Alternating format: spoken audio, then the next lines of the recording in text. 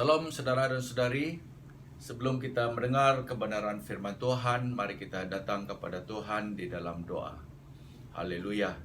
Allah Bapa kami yang ada dalam surga, kami berterima kasih untuk kebenaran firman-Mu.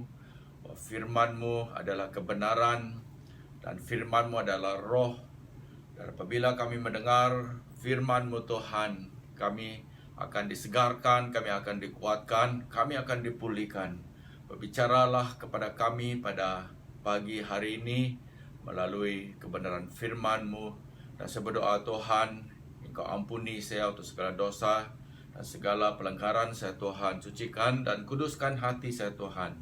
Supaya apabila saya menyampaikan kebenaran firman-Mu, biar firman-Mu itu Tuhan menjadi benih yang tertanam di dalam hati setiap pribadi kami, yang akan memberi kami kehidupan, yang akan memulihkan kami. Biar Roh Kudus-Mu Tuhan yang berbicara kepada kami pada pagi hari ini. Terpujilah nama-Mu, di dalam nama Tuhan Yesus Kristus kami sudah berdoa. Amin. Saudara-saudari, mari kita membuka di dalam Lukas pasal yang ke-10. Lukas pasal yang ke-10. Kita akan membaca mulai daripada ayat 30 sampai ayat 37. Lukas 10 ayat 30 sampai 37. Jawab Yesus, adalah seorang yang turun dari Yerusalem ke Yeriko. Ia jatuh ke tangan penyamun-penyamun yang bukan saja merampoknya habis-habisan, tetapi yang juga memukulnya, dan yang sesudah itu pergi meninggalkannya setengah mati. Kebetulan ada seorang imam turun melalui jalan itu. Ia melihat orang itu, tetapi ia melewatinya dari seberang jalan.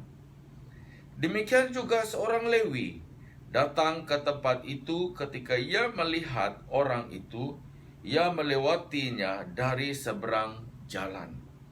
Lalu datang seorang Samaria yang sedang dalam perjalanan ke tempat itu, dan ketika ia melihat orang itu, tergeraklah hatinya oleh belas kasihan. Ia pergi kepadanya lalu membalut luka-lukanya.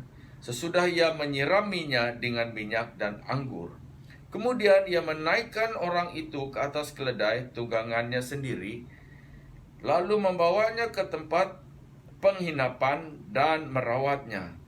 Keesokan harinya ia menyerahkan 2 dinar kepada pemilik penginapan itu. Katanya, rawatlah dia, dan jika kau belanjakan lebih dari ini, aku akan menggantinya waktu aku kembali.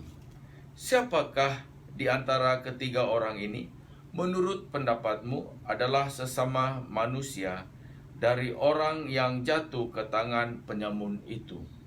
Jawab orang itu, orang yang telah menunjukkan belas kasihan kepadanya.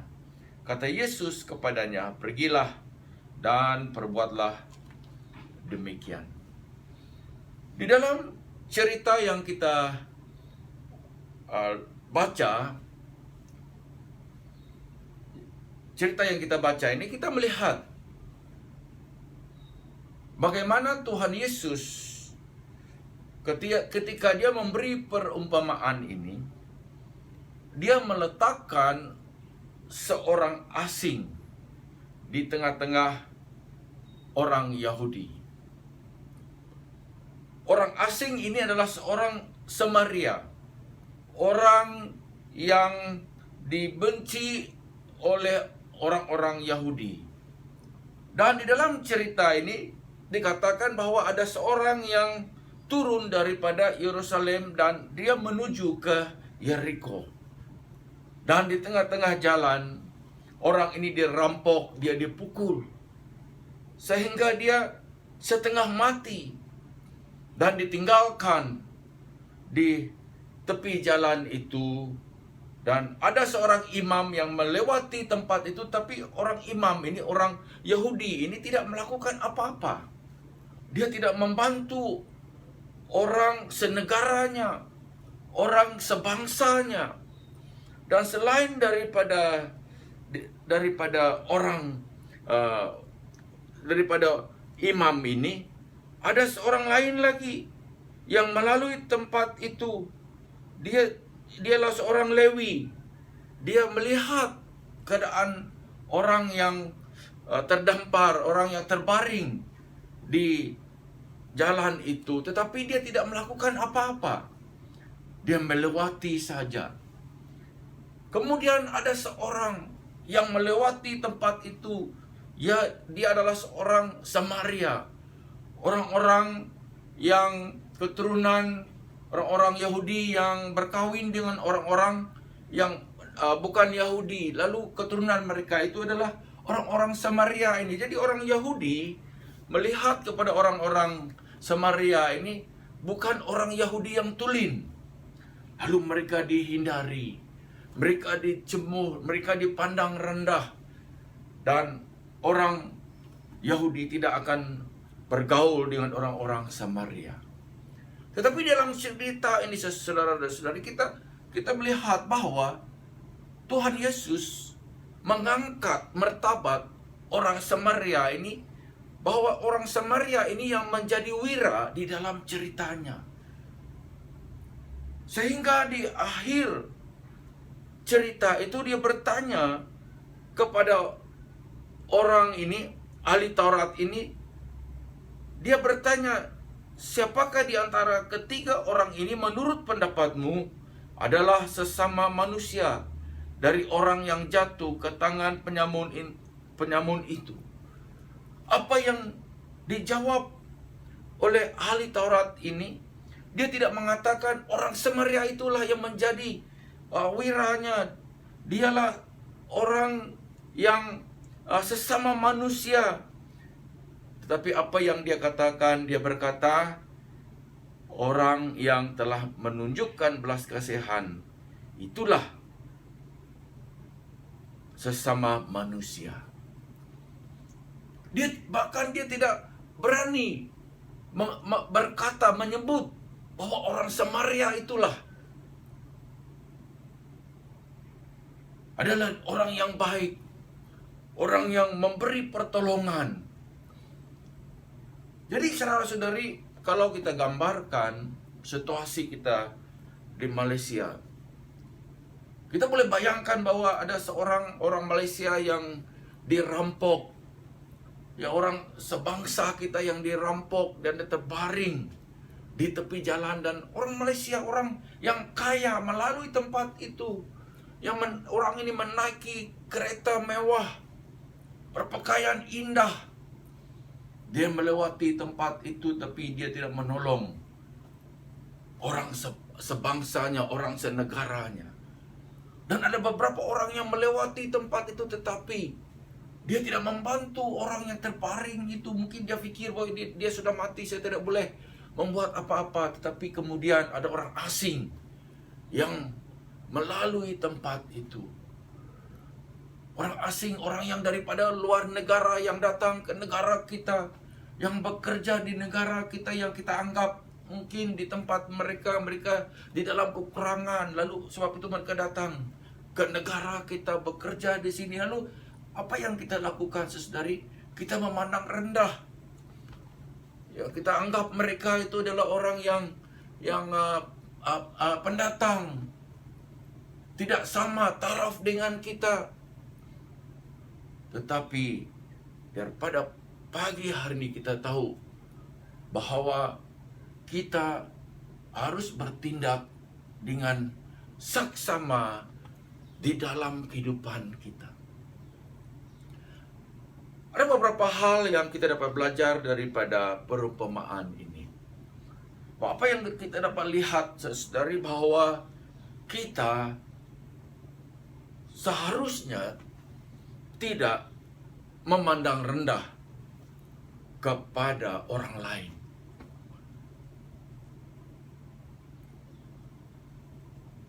Kita seharusnya tidak memandang rendah kepada orang lain.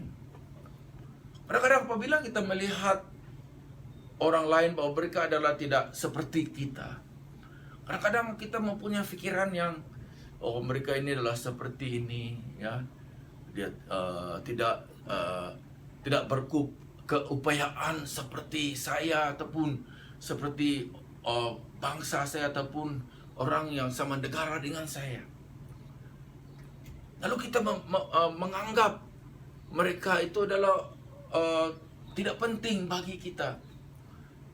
Kita tidak menghargai mereka. Dan ada satu kisah, dan kisah ini adalah kisah benar. Ada seorang yang bernama Desmond Moss. Ini kejadian ini terjadi semasa Perang Dunia Kedua. Dia adalah seorang tentara orang Amerika, dan mereka berada di satu pulau, yaitu Okinawa. Di satu pulau Okinawa, dan Desmond Moss ini dia adalah seorang Kristen. Dia seorang Kristen, dan dia menjadi seorang askar. Dia menjadi seorang askar dalam pikirannya. Apabila dia menjadi seorang askar, dia menjadi doktor di dalam askar. Tapi dia ditempatkan di tempat peperangan. Lalu dia perlu membawa senjata, dia perlu membawa senapang. Dan Desmond Moss ini, karena dia berpendapat dan dia percaya bahwa orang Kristen ini tidak harus membunuh orang lain, dan dia tidak mau memegang senapang. Ya, ini dalam pemikiran, dalam pemahaman dia, jadi menjadi satu pegangan bagi dia. Dia tidak mau memegang senapang.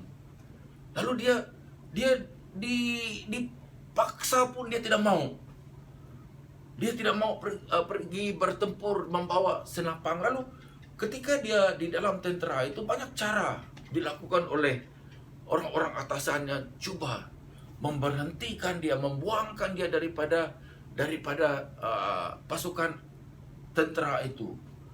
Lalu dia dibawa ke mahkamah, tetapi ketika dia di mahkamah diberitahu bahwa pihak mahkamah tidak boleh bertindak membuang dia, sebab tidak tercatat di dalam perlembagaan Amerika yang dia boleh dibuang karena kepercayaan agamanya. Lalu kemudian dia dibenarkan. Ya, tapi dia dipandang rendah oleh rakan-rakannya. Dia diejek. Dan ketika mereka suatu ketika mereka pergi berperang, ya, di pulau itu mereka berperang melawan orang Jepun, dan mereka diserang, ditembak, dan lepas itu mereka berundur.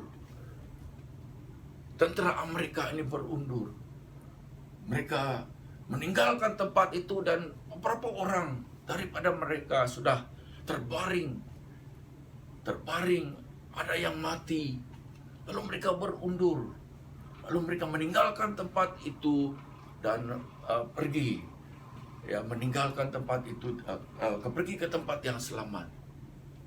Tapi mereka, askar Amerika Serikat, tidak tahu bahwa Desmond Moss masih ada di tempat itu, tempat mereka diserang itu.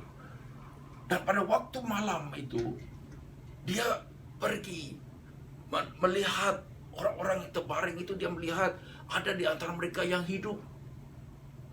Mereka yang masih bernafas. Lalu pada malam itu, tanpa pengetahuan askar-askar lain, dia mengangkat orang-orang yang tercedera ini, membawa dia ke pinggir tempat itu, sebab ada curam di tempat itu, curam yang tempat dia berada di tempat yang tinggi, dan ada curam. Dia harus menurunkan orang itu melalui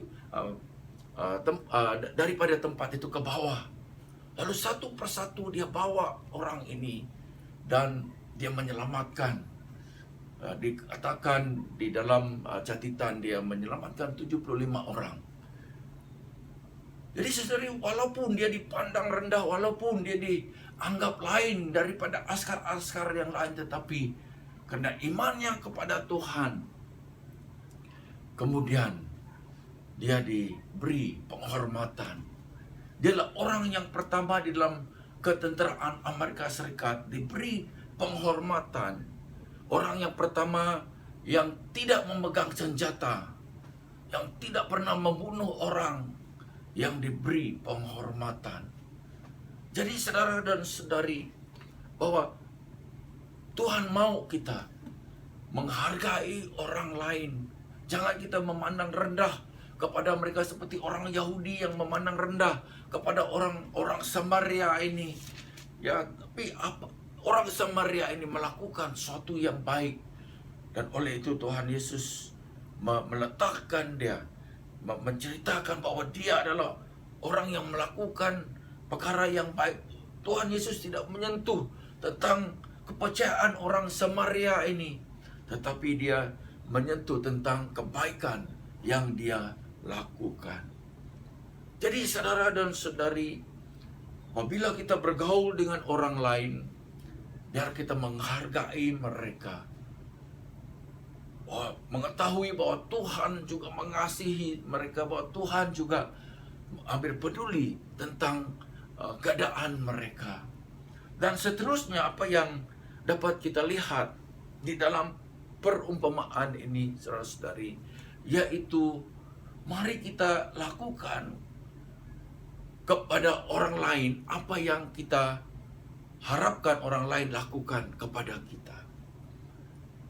Kadang-kadang dalam kehidupan kita, saudari, kita juga ada keperluan.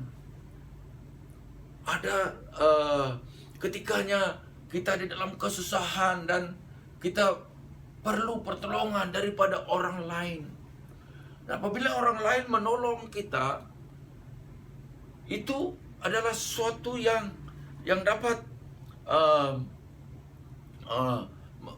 menolong kita kembali bangkit daripada keadaan kita. Dan sama juga saudari, karena kita juga memerlukan pertolongan orang lain, mari kita lakukan kebaikan juga kepada orang lain. Lakukanlah kepada orang lain apa yang kita harapkan orang lain lakukan kepada kita. Saya ingat satu kisah, ya. Dulu pada masa itu saya naik motosikal. Mungkin kejadian itu sebelum saya kawin, masih bujang masa itu. Dan saya kehabisan minyak. Ya, motosikal itu kehabisan minyak. Itu adalah waktu malam, ya, di Shah Alam. Dan motosikal kehabisan minyak. Lalu saya tolaklah motosikal itu di tepi jalan. Dan kemudian ada seorang, ya, orang yang melewati tempat itu, ya, jiran kita. Dia melalui tempat itu, orang Melayu, dia melalui tempat itu, lalu dia berhenti, dia pun naik motosikal, lalu dia bertanya, apa yang terjadi? Dia kata, saya habis minyak. Lalu apa yang dia lakukan? Dia motosikalnya itu dalam tray motosikal itu dia letak ada botol minyak, lalu dia beri, ya, dia tuang, ya, dia tolong saya. Apa dia tidak minta apa-apa, dia hanya tolong saja. Lepas itu dia pergi. Jadi saudara-saudari, kebaikan yang kita lakukan kepada orang lain itu Tuhan melihat. Tuhan melihat segala apa yang kita lakukan. Kalau kita mampu menolong orang itu, biar kita lakukan. Ada masanya kita berdoa. Ada masanya kita berdoa. Doa itu adalah satu yang sangat penting dalam kehidupan kita. Kita perlu ada masa untuk berdoa, membawa saudara dan saudari kita di hadapan Tuhan. Dan selain daripada itu, saudari, ada masanya kita bertindak. Ada masanya kita melakukan sesuatu. Kalau kita berdoa untuk saudara kita supaya mereka percaya kepada Tuhan, mari kita juga bertindak melakukan sesuatu. Mungkin kita memberi dia Alkitab, mungkin kita memberi dia sesuatu supaya dia dia tahu bahwa ada orang yang mengasihi dia, ada orang yang mempedulikan dia, dan kemudian kita memberitakan firman Tuhan kepadanya. Jadi saudara-saudari, mari kita melakukan sesuatu, mari kita bertindak. Jangan kita seperti imam ini, ya, dia adalah seorang yang rajin datang ke bait Tuhan, mempersembahkan persembahan kepada Tuhan. Tetapi apabila dia melihat ada orang yang di dalam keperluan, dia tidak melakukan apa-apa. Beribadah kepada Tuhan itu adalah sesuatu yang sangat penting, satu yang perlu kita lakukan, saudara-saudari. Tetapi selain daripada itu, mari kita bertindak, melakukan sesuatu, karena Tuhan melihat apa yang kita sedang lakukan. Tuhan melihat apa yang kita beri kepada orang lain. Mungkin kita memberi keuangan kalau mereka di dalam keperluan, di dalam kesusahan. Kita memberi, membantu walaupun sedikit. Itu adalah menurut kemampuan kita. Tetapi yang penting, saudara-saudari, yaitu kita bertindak, melakukan sesuatu. Jadi saudara dan saudari, kita melihat bahwa orang Samaria ini, dia melakukan sesuatu, dia bertindak, dia tidak menunggu supaya situasi adalah situasi yang sesuai ataupun masanya adalah masa yang sesuai. Tetapi apabila dia melihat ada orang di dalam keperluan, firman Tuhan berkata bahwa dia mempunyai belas kasihan.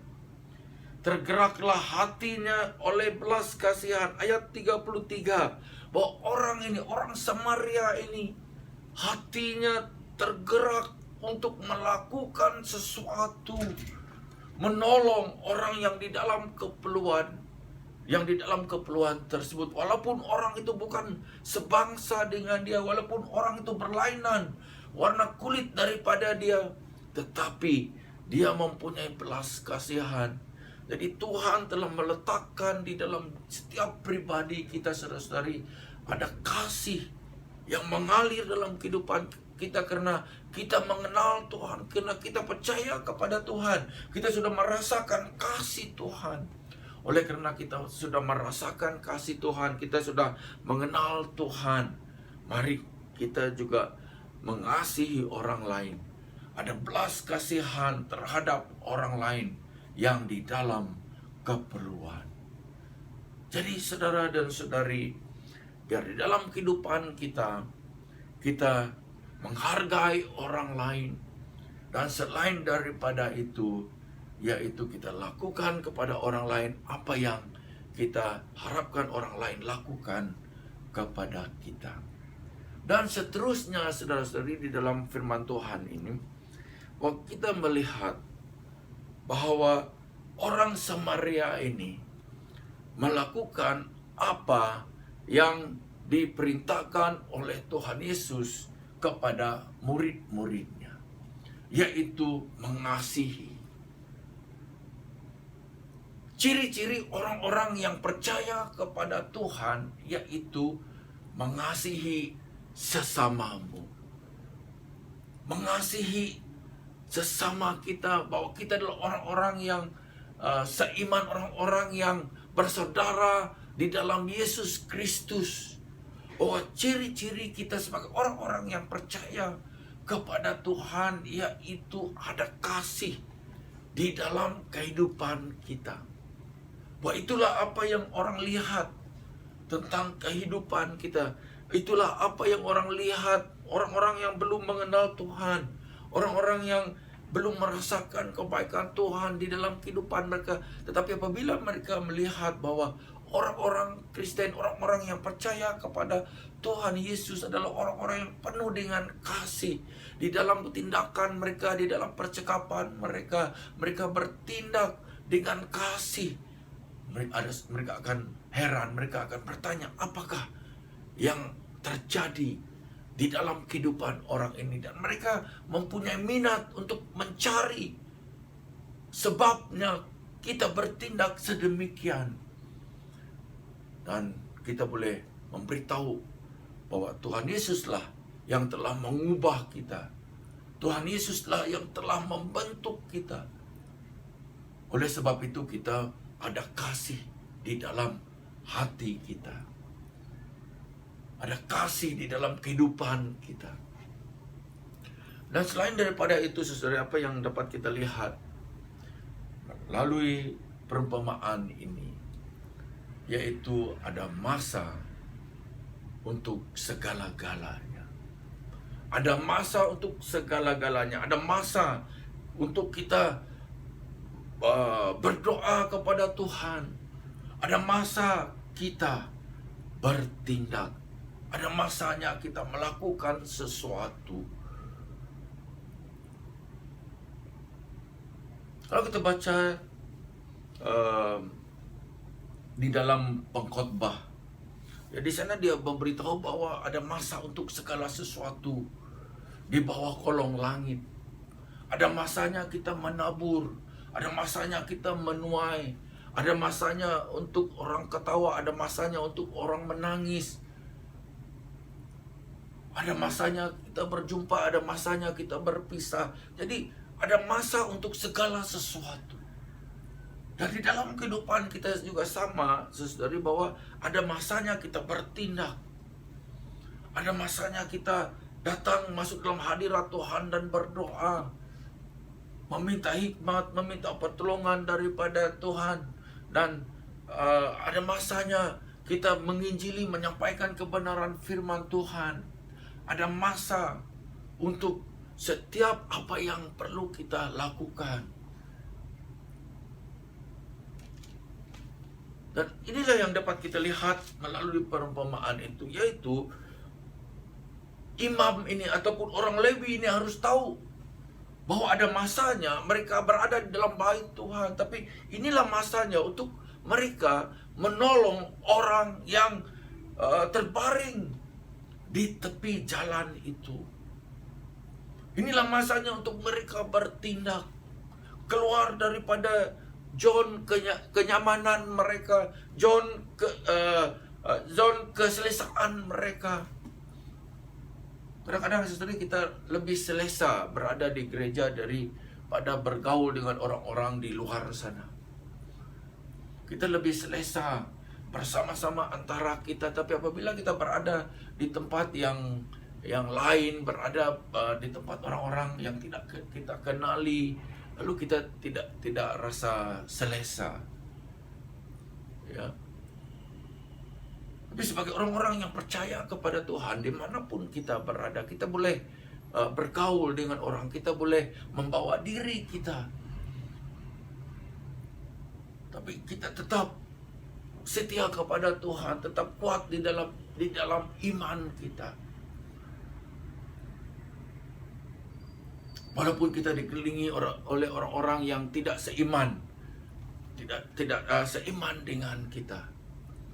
Jadi saudara-saudari, Tuhan telah meletakkan kita di mana kita sedang berada. Mungkin di tempat kerjamu, di tempat engkau bekerja, engkau diletakkan Tuhan di sana untuk menjadi garam, menjadi terangnya, supaya di tempat itu ada sinaran Tuhan Yesus. Dan engkau diletakkan di sana menjadi garam supaya mereka dapat merasakan kebaikan Tuhan Yesus melalui kehidupanmu. Jadi saudara-saudari, ada masa untuk kita bertindak dan Tuhan akan ada bersama-sama dengan kita. Jadi jangan kita takut, jangan kita khawatir tentang apa yang perlu kita katakan, apa yang perlu kita lakukan. Apabila Roh Kudus ada bersama-sama dengan kita, Dia akan memimpin kita, Dia akan menolong kita. Kadang-kadang kita tidak tahu apa yang harus kita katakan ataupun apa yang harus kita lakukan, tetapi karena Roh Kudus ada bersama-sama dengan kita, Dia akan mengajar kita, Dia akan memimpin kita di dalam setiap tindakan kita.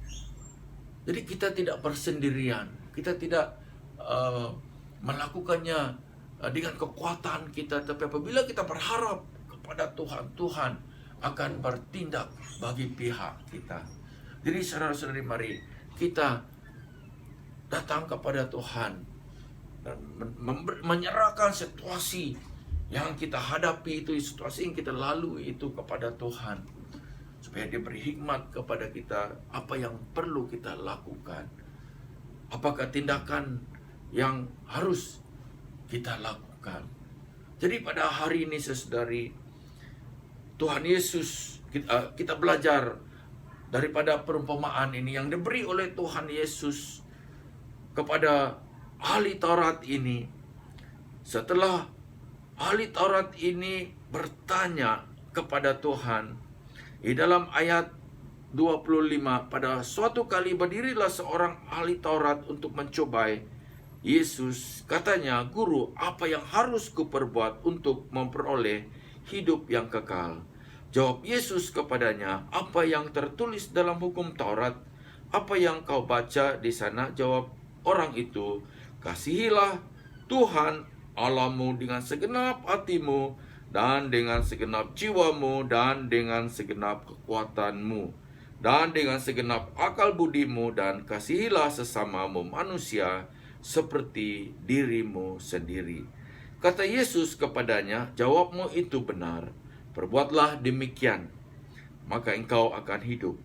Tetapi untuk membenarkan dirinya, orang itu berkata kepada Yesus, "Dan siapakah sesamaku manusia?" Tuhan Yesus memberi perumpamaan ini setelah ahli Taurat ini bertanya, "Siapakah sesamaku manusia?" Itulah persoalan bagi kita saudari pada pagi hari ini. Persoalan bagi kita bahwa di manakah kita di dalam perumpamaan ini. Ketika kita melihat orang itu terbaring, orang yang dirampok itu, orang yang dipukul itu, terbaring separuh mati di tepi jalan itu, di manakah kita? Adakah kita hanya memerhatikan saja, ataupun ketika kita melewati tempat itu kita menolong dia seperti orang Samaria ini? Dan Tuhan Yesus mau kita menjadi seperti orang Samaria ini, yaitu dia melakukan sesuatu, dia bertindak, bahwa dia tidak melihat siapakah orang yang terbaring itu, tetapi dia digerakkan oleh belas kasihan. Dia mengasihi orang itu. Dan biar pada hari ini kita juga bertindak seperti orang Samaria ini. Mari kita berdoa. Haleluya. Tuhan Yesus, terima kasih untuk kebaikan-Mu. Terima kasih untuk kemurahan-Mu dalam kehidupan kami. Terpujilah nama-Mu. Haleluya. Kau Tuhan yang luar biasa. Kau Tuhan yang ajaib. Kau Tuhan yang penuh dengan kasih. Dan kasih-Mu tidak pernah berkesudahan di dalam kehidupan kami. Terpujilah nama-Mu. Biar Engkau yang akan terus menolong kami. Biar Roh Kudus-Mu Tuhan yang terus memimpin kami, setiap pribadi kami, anak-anak-Mu dimanapun mereka sedang berada pada saat ini. Biar Roh Kudus-Mu yang menerangkan kebenaran firman-Mu lebih dalam lagi di dalam kehidupan setiap pribadi kami. Terima kasih untuk kebenaran firman-Mu. Terpujilah nama-Mu. Haleluya. Saudara-saudari, biar kasih karunia dan damai sejahtera yang datang daripada Allah Bapa dan Putranya Yesus Kristus, dan penyertaan Roh Kudus yang menyertai engkau dimanapun engkau sedang berada. Biar wajah Tuhan menyinari ke atasmu dalam apapun keadaan hidupmu pada saat ini. Mungkin engkau melalui situasi yang sangat sukar, tetapi engkau tidak kesorangan. Tuhan Yesus ada bersama-sama dengan engkau melalui Roh Kudus-Nya. Biar wajah Tuhan menyinari ke atasmu. Biar kasih Tuhan itu akan menjadi seperti terang sinaran matahari yang menerangi hidupmu. yang memberi engkau kesegaran, memberi engkau kehidupan. Karena Tuhan itu adalah Tuhan yang penuh dengan kasih. Dan biar engkau diberkati oleh Tuhan dengan berkelimpahan. Biar Tuhan akan terus dipermuliakan di dalam kehidupanmu. Terima kasih Tuhan untuk penyertaan-Mu dalam ibadah kami pada hari ini. Dan saya juga berdoa Tuhan untuk kebaktian kami minggu hadapan, yaitu pada hari Ahad minggu hadapan Tuhan, di mana kami akan beribadah di gereja secara fisikal. Dan kami berdoa Tuhan, biar Engkau yang akan menyediakan hati kami Tuhan, supaya apabila kami datang beribadah bersama-sama Tuhan, kami dapat datang, kami akan datang Tuhan penuh dengan rasa kesyukuran. Kami akan merasakan hadirat-Mu dengan sungguh luar biasa. Tapi Engkau akan hadir Tuhan di tengah-tengah kami, dan kemuliaan-Mu dinyatakan di dalam ibadah kami Tuhan. Dan Engkau akan terus Tuhan ditinggikan, dipermuliakan, karena Engkau layak kami sembah, Engkau layak kami agungkan, Engkau layak kami permuliakan. Terpujilah nama-Mu. Oh, terima kasih Tuhan. Haleluya. Di dalam nama Tuhan Yesus Kristus kami sudah berdoa. Amin. Tuhan memberkati.